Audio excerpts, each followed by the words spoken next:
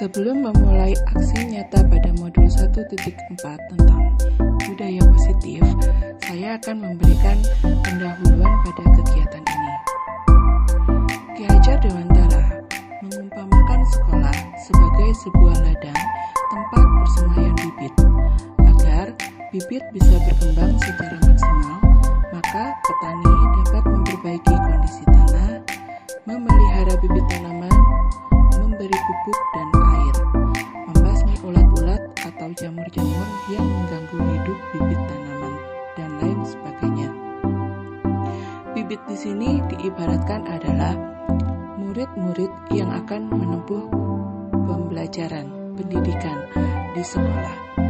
Sedangkan pupuk, air, dan jamur-jamur adalah faktor-faktor ekstrinsik yang bisa membuat bibit tersebut menjadi baik atau jelek.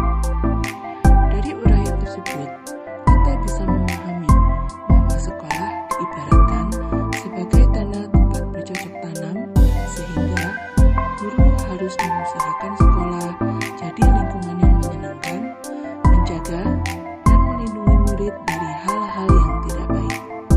Dengan demikian, karakter murid tumbuh dengan baik sesuai dengan profil pelajar Pancasila.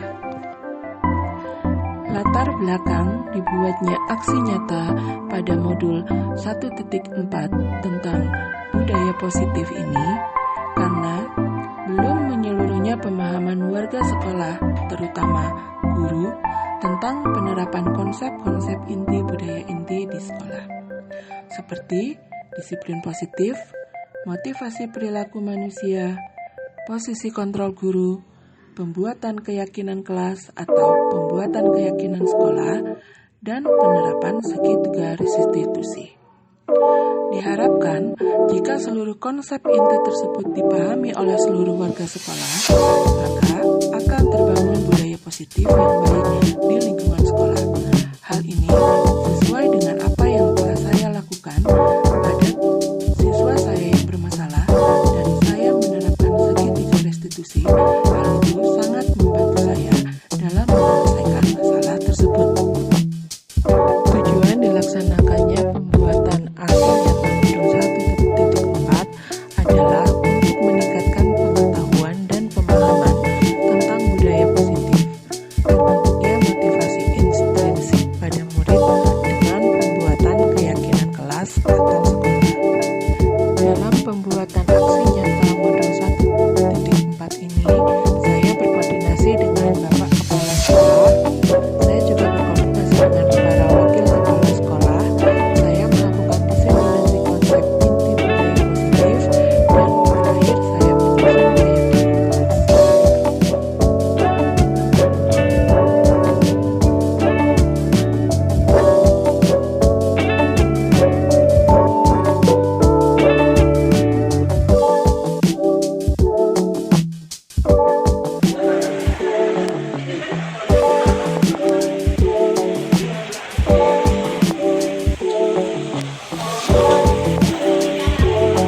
Satu, dua, tiga.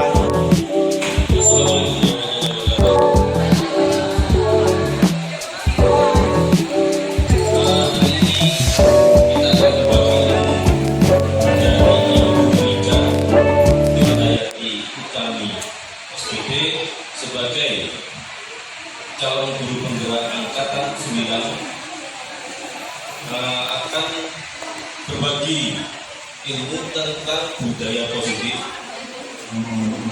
Semoga dari paparan dari Ibu Rika ini kita akan mendapatkan ilmu yang bisa kita aplikasikan dan kita terapkan ke sekolah kita demi kebaikan murid-murid kita, karena budaya positif ini sangat berpengaruh pada karakter, pengembangan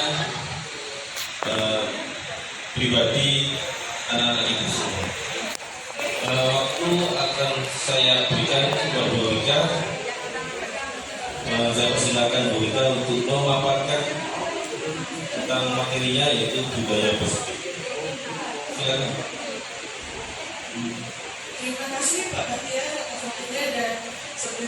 Assalamualaikum warahmatullahi wabarakatuh. Terima kasih saya ucapkan kepada Bu Jati atas waktu yang diberikan kepada saya untuk mempraktekkan aksi nyata dalam kegiatan hidup kita. Di sini saya akan menjelaskan tentang modul 1.4 tentang budaya positif. Jadi di budaya positif ini ada 2 materi yang akan dijelaskan. Yang pertama adalah tentang disiplin positif dan nilai-nilai kebajikan universal. Yang kedua, teori motivasi, hukuman dan penghargaan juga restitusi. Yang ketiga, keyakinan kelas. Yang keempat, kebutuhan dasar manusia dan dunia berkualitas. Yang kelima, posisi kontrol. Dan yang keenam, segitiga restitusi. Oke, yang pertama, budaya positif.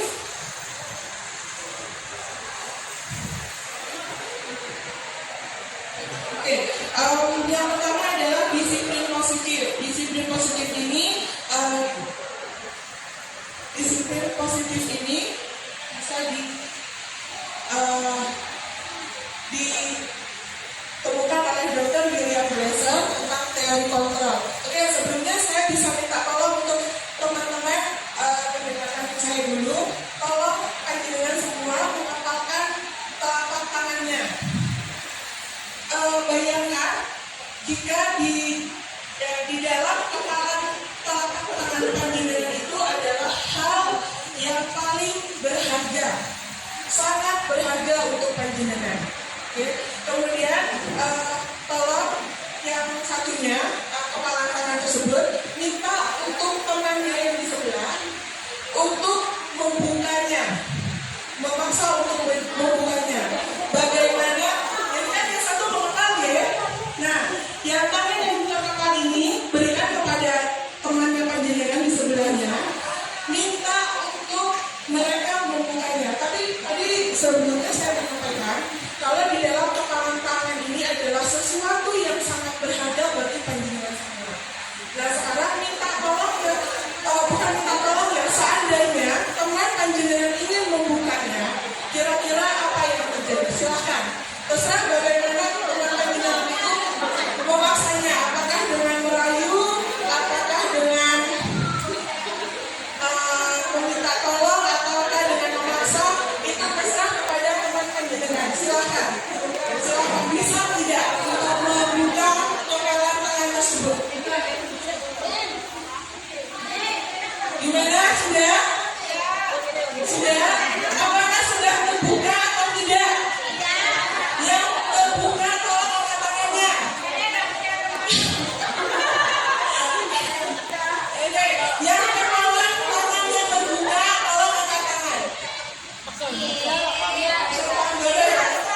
Kalau misalnya yang lainnya yang tidak terbuka, silakan angkat tangan. Oke, terima kasih. Berarti banyak yang tidak terbuka ya. Kira-kira panjenengan semua tahu nggak kenapa kok tidak terbuka tangan kepalannya ini? Oke, mungkin Mbak Eli bisa memberikan penjelasan kenapa kok kepalan tangannya itu tidak terbuka. Soalnya tangannya jebol semua. Karena kita mempertahankan apa yang ada satunya. Jadi kita mempertahankan otomatis tangan satunya refleks ikut menggenggam juga. Terima kasih banyak dari atas jawabannya. Oke, sekarang saya ke Pak Anggoro. Kenapa kok kepalan tangan tersebut bisa terbuka? Satu karena mungkin dipaksa. Dua karena pasrah juga.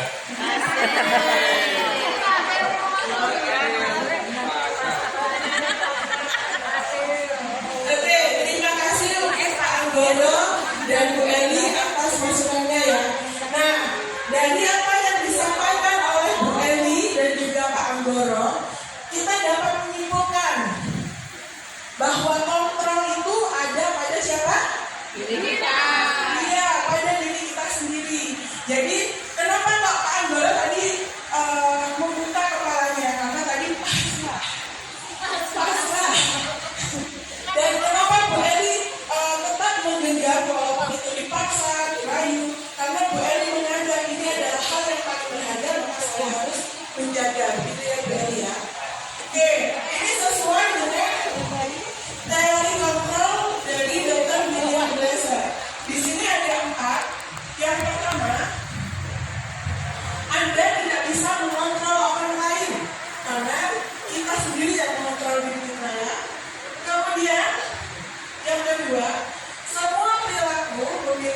tujuan.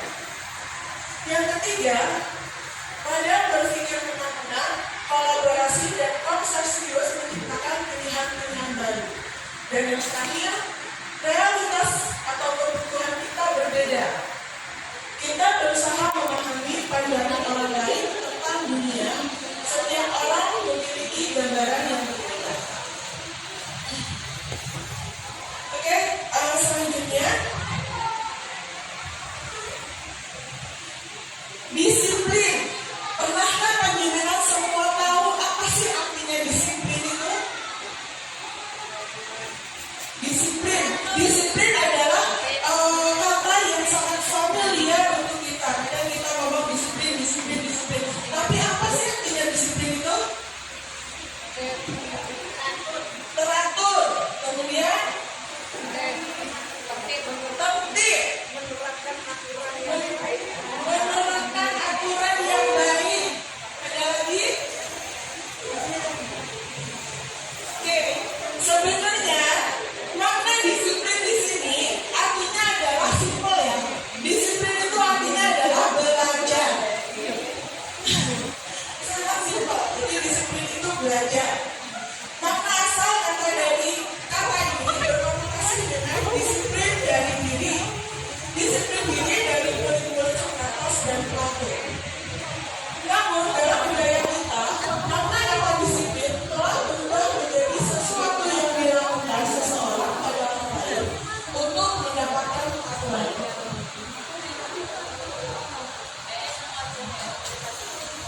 Selanjutnya adalah nilai-nilai kebajikan universal. Kebajikan itu adalah kebaikan. Nah, kebajikan universal yang bisa kita terapkan di sekolah itu selaras dengan profil P5 ya, profil pendidik Pancasila, yaitu beriman, bertakwa kepada Tuhan yang Maha Esa dan berakhlak mulia. Selanjutnya mandiri, bertawar kritis, kemudian berkebinekaan global, bergotong royong dan kreatif.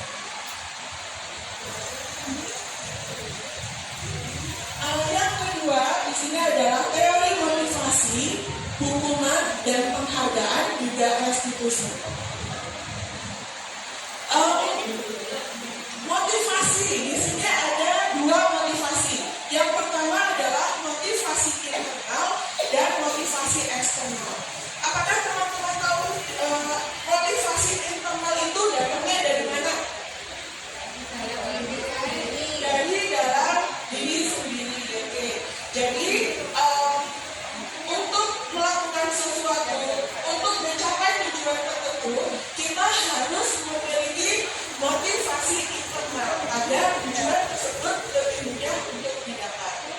Yang kedua adalah motivasi eksternal. Motivasi eksternal ini didapatkan dari luar. Bisa jadi dari gurunya, kemudian dari teman-teman, lingkungan belajar, dan lain sebagainya. Selanjutnya adalah dihukum dengan penghargaan. Dari kata-kata ini, apakah teman-teman bisa mengartikan maksudnya apa ya dihukum dengan penghargaan? Monggo, siapa yang mau mencoba untuk menjawab?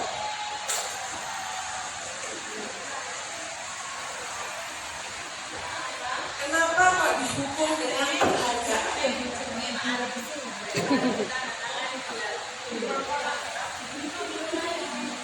Menurut saya mungkin seperti yang dicontohkan Bu Mun tadi ya. Sebenarnya meskipun kita melakukan kesalahan tapi tetap dihargai. Jadi kata-katanya tadi apa? Menghukum dengan penghargaan. Jadi sebenarnya anak-anak meskipun salah tapi tetap kita beri penghargaan. Mungkin ibaratnya seperti kata-kata Bu Mun tadi ke Bu Eli contohnya tadi. Meskipun kesalahan yang kita lakukan tapi akan membuat dampak baik untuk orang lain karena orang lain tahu tentang kesalahannya melalui kesalahan kita tadi yang kita share, kita komunikasikan, kita sharingkan bersama-sama. Terima kasih.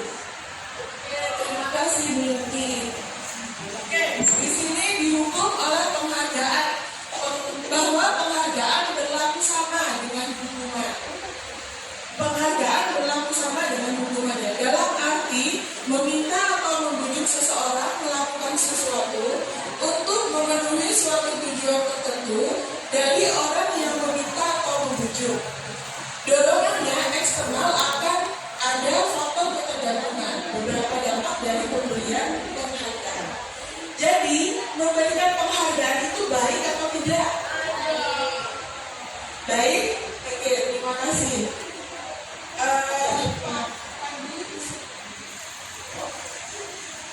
Oke, dalam memberikan apresiasi atau pengakuan perlu diingat beberapa hal. Pengakuan secara khusus, pengakuan secara pribadi, pengakuan kepada semua murid, pengakuan secara konsisten dan fokus pada proses. Contoh pengakuan atau apresiasi kebajikan. Pembukanya kemarin saya perhatikan bla kemudian dari kebajikannya rasa empatimu besar sekali situasinya pada saat menolong murid baru di kelas kita. Kemudian ini ada teman-teman bisa membantu menjawab ya. Mencatat 100 kali di dalam buku kalimat, saya tidak akan terlambat lagi karena terlambat ke sekolah. Itu termasuk hukuman atau konsekuensi?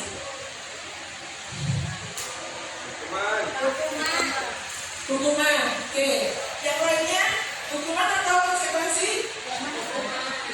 Nomor 1, mencatat 100 kali di dalam buku karena terlambat ke sekolah. Hukuman ya. Yang kedua, lari mengelilingi lapangan basket 2 kali karena terlambat hadir di sekolah. Hukuman. Yang ketiga, murid diminta untuk push up 15 kali karena tidak menggunakan masker. Hukuman. Yang keempat, menggantikan kertas tugas teman yang telah dicoret-coret. Nomor 4, membersihkan tumpahan air di meja tulis karena bersenggol pada saat belajar. Konsekuensi atau hukuman? Oke, yang keenam, murid disuruh untuk tidak mengenakan sepatu seharian di sekolah karena tidak mengenakan sepatu hitam. Hukuman. Dan yang terakhir, lari mengelilingi lapangan basket 2 kali karena terlambat 10 menit untuk pelajaran PJK. Hukuman atau konsekuensi? Oke, jawabannya kita lihat di slide selanjutnya. Ya, yang nomor 1 tadi hukuman ya. Kemudian yang lari mengelilingi juga merupakan hukuman. Kemudian meminta murid push up juga hukuman. Ada yang salah nggak tadi? Ada yang Yang terakhir, lari mengelilingi lapangan adalah konsekuensi. Nah, teman-teman tahu nggak bedanya hukuman dengan konsekuensi? Monggo. Waduh lah, pancet mau iki cocok settingan iki. Kalau mengamati dari tindakannya yang dikenakan, kalau hukuman itu kepada pribadinya, jadi dia kan rugi terhadap dirinya sendiri, tapi kalau konsekuensi dia melaksanakan ganti rugi, bermanfaat untuk sama-sama melakukan kegiatan, tapi yang satunya untuk dirinya, kalau menghukum dirinya sendiri, kalau yang konsekuensi bermanfaat untuk solusi dari masalah itu tadi. Terima kasih Bu Yanti. Mungkin ada yang lain?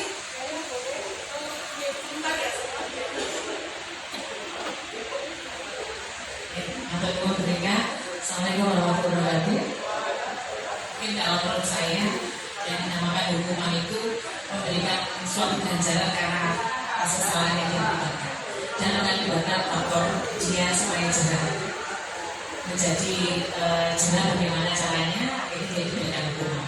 Sedangkan konsekuensi atas kesalahan yang dia sudah lakukan, dia melakukan bagaimana cara menyikapi supaya intinya menggantikan, ibaratnya seperti tadi menumpahkan air di meja, misalkan dia membersihkan meja itu supaya istilahnya bisa kembali menjadi baik. Itu saja dari saya. Terima kasih. Terima kasih Bu Eni dan dari Bu Jati. Ini pendapat Ibu, kalau hukuman itu adalah dari peraturan yang dilanggar kemudian mendapatkan hukuman. Kalau konsekuensi itu diawali dari adanya kesepakatan dulu. Contohnya itu menggantikan kertas yang telah dicoret-coret. Nah, sebelum adanya konsekuensi itu tentunya ada kesepakatan yang dilakukan di dalam kelas tersebut atau di dalam tempat belajar tersebut. Jadi kalau hukuman itu berdasarkan peraturan yang sudah ditetapkan, karena melanggar aturan berarti mendapatkan hukuman. Tapi kalau konsekuensi itu adanya kesepakatan yang dilanggar sehingga konsekuensinya dia harus melakukan sesuatu itu. Mungkin itu pendapat saya. Terima kasih. Ya, terima kasih Bu Yanti, Bu Eni, dan Bu Jati, jawabannya luar biasa semua ya. Jadi hukuman mungkin bisa disimpulkan bahwa hukuman itu adalah sesuatu yang diberikan karena pelakunya melanggar aturan yang sudah disepakati. Sedangkan konsekuensi biasanya ada kesepakatan dulu, baru kita akan menerima dengan sadar hukuman yang diberikan. Sama-sama hukuman sebenarnya ya, tapi kalau konsekuensi itu secara sadar dilakukan karena sudah adanya kesepakatan. Sedangkan kalau hukuman bisa dipaksa, ada rasa sakit hati dari penerima hukuman. Ya. Selanjutnya perbedaan hukuman dan konsekuensi di sini ada sesuatu yang bisa menyakitkan harus terjadi. Kalau hukuman, kalau konsekuensi sesuatu harus terjadi.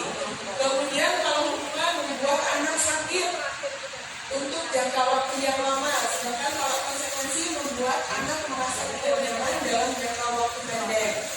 Kemudian anak membenci kedisiplinan adalah hukuman, sedangkan anak menghargai disiplin adalah konsekuensi. Hukuman berupa paksaan dan konsekuensi berupa stimulus atau tanggapan. Hukuman mendorong anak menyakiti diri sendiri, sedangkan konsekuensi mendorong anak agar mudah menyesuaikan diri. Selanjutnya, anak belajar untuk menyembunyikan kesalahan, itu juga hukuman, dan anak belajar untuk mematuhi peraturan adalah konsekuensi. Dan yang terakhir, marah, rasa bersalah, dipermalukan, merasa tidak dihargai adalah hukuman. Dan kehilangan hak, dibuat tidak nyaman, diasingkan untuk sementara adalah konsekuensi. Selanjutnya, restitusi. Restitusi, apakah dari teman-teman ada yang pernah mendengar apa itu restitusi? Nah, restitusi itu adalah proses menciptakan kondisi bagi murid untuk memperbaiki kesalahan mereka sehingga mereka bisa kembali pada kelompok mereka dengan karakter yang lebih kuat. Restitusi juga merupakan proses kolaboratif yang mengajarkan murid untuk mencari solusi untuk masalah mereka dan membantu murid berpikir tentang orang seperti apa yang mereka ingin menjadi auditor mulia dan bagaimana mereka harus memperlakukan orang lain. Itu adalah cuplikan dari dosen tahun 2024.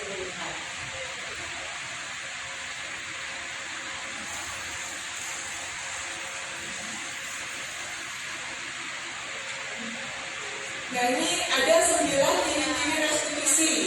Yang pertama, bukan untuk menebus kesalahan, namun untuk belajar dari kesalahan.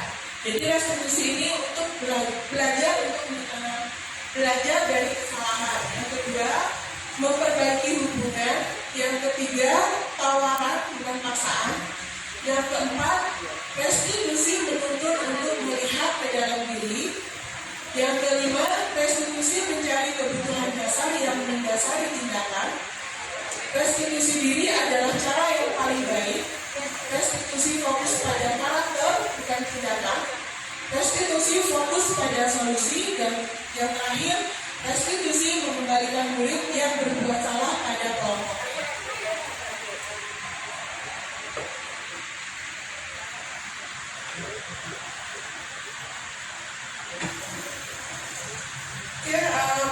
Mungkin ini yang dari saya, semoga bisa bermanfaat untuk teman-teman semua. Selanjutnya, yang 3 materi selanjutnya akan disampaikan oleh Pak Mutia.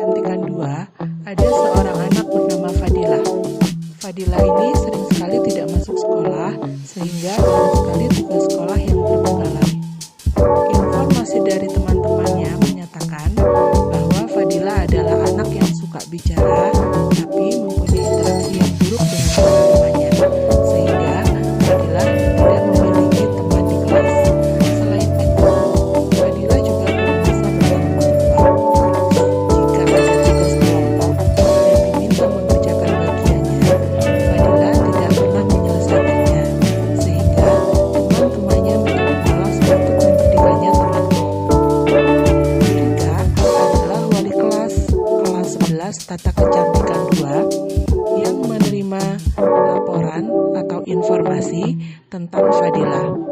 Di sini, Bu Rika memanggil Fadilah karena sering tidak masuk sekolah.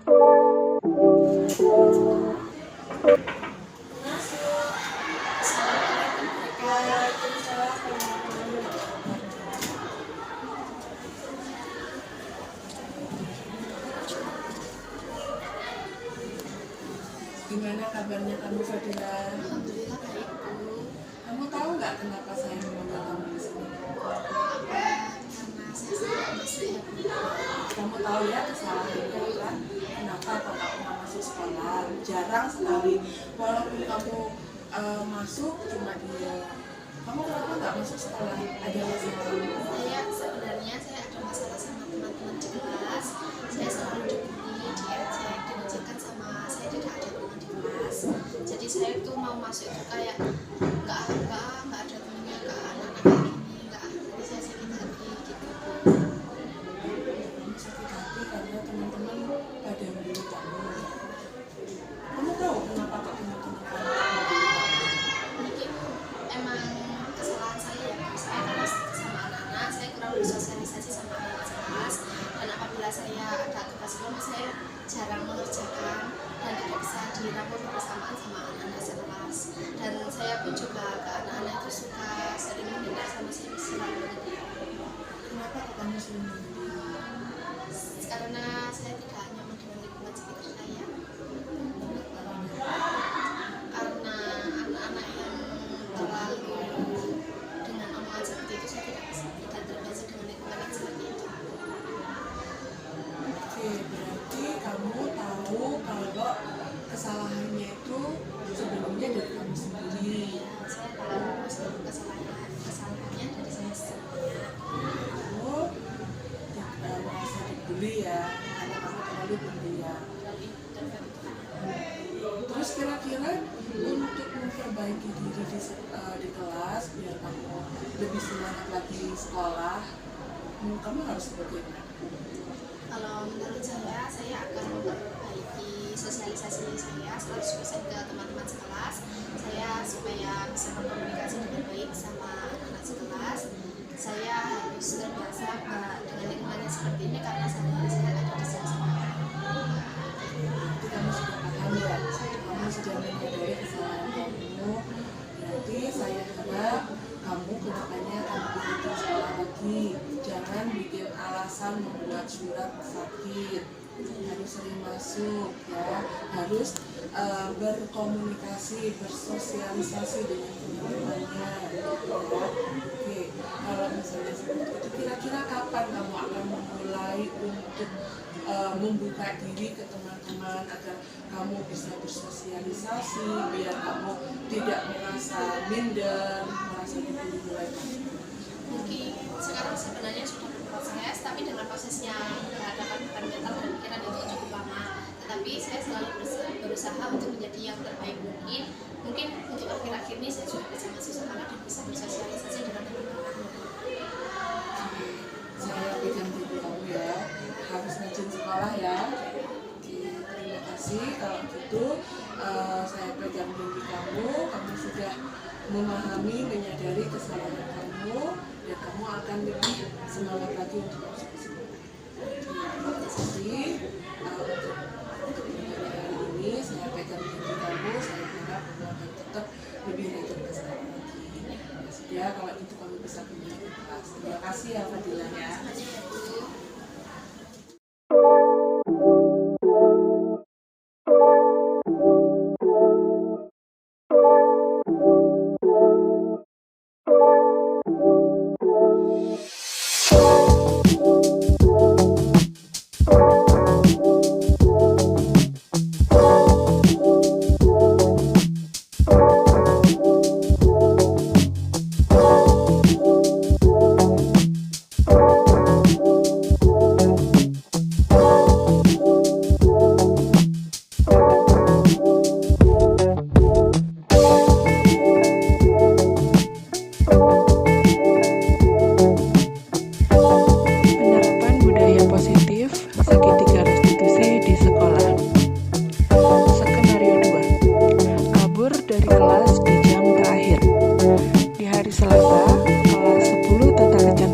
ada 2 mata pelajaran, yaitu rias wajah 6 jam pelajaran di jam pertama sampai dengan jam ke-6 dan bahasa Inggris 4 jam terakhir di jam ke-7 sampai dengan jam ke-10.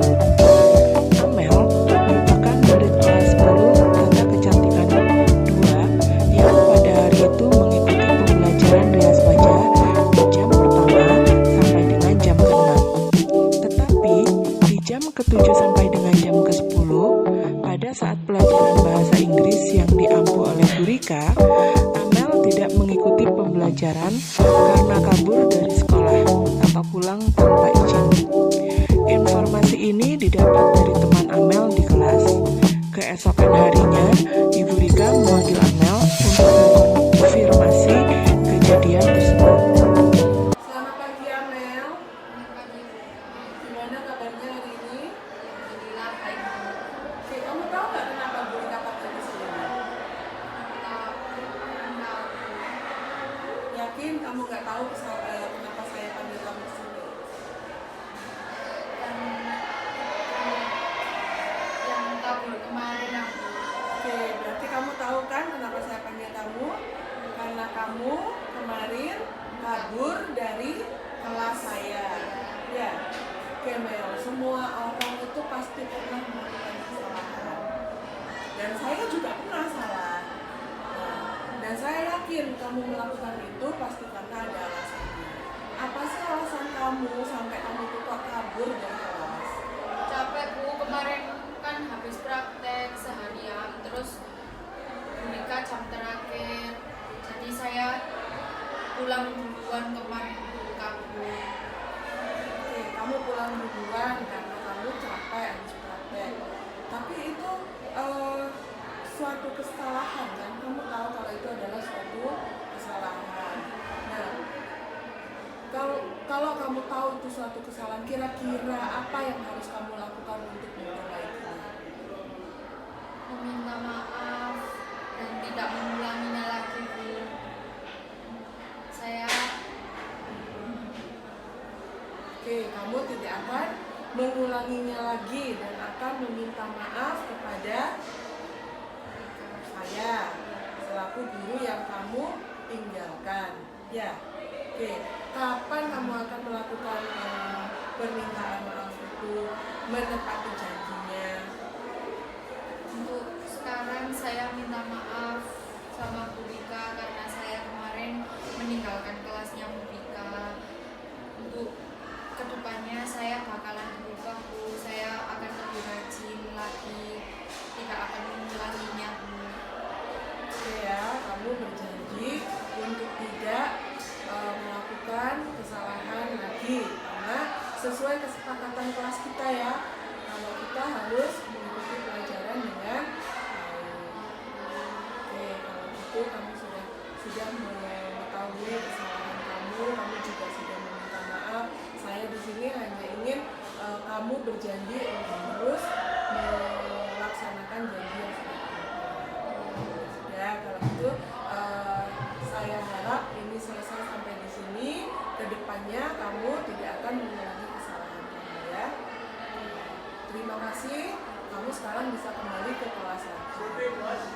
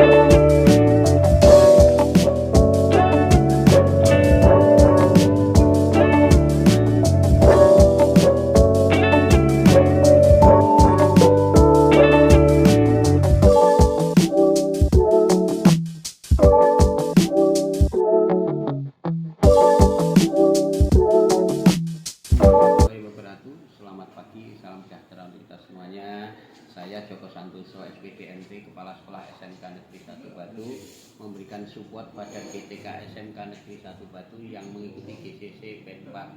Semoga sukses, lancar, dan bersyukur saya para GCC ini alhamdulillah guru penggerak, dan ada yang sudah lulus, ada yang berproses. Sekali lagi mudah-mudahan lolos menjadi guru terbaik di Provinsi Jawa Timur dan nasional. Selamat berjuang, selamat sukses. Wassalamualaikum warahmatullahi wabarakatuh.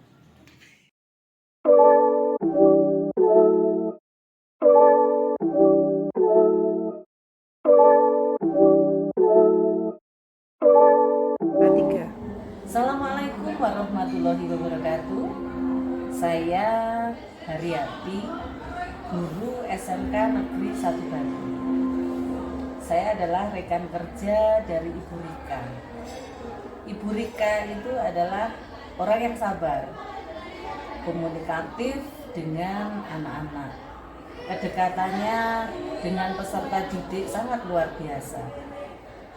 Semoga ilmunya di guru penggerak bisa berimbas kepada rekan-rekan di SMK Negeri 1 Batu. Tetap semangat Bu Rika, sukses selalu. Assalamualaikum warahmatullahi wabarakatuh.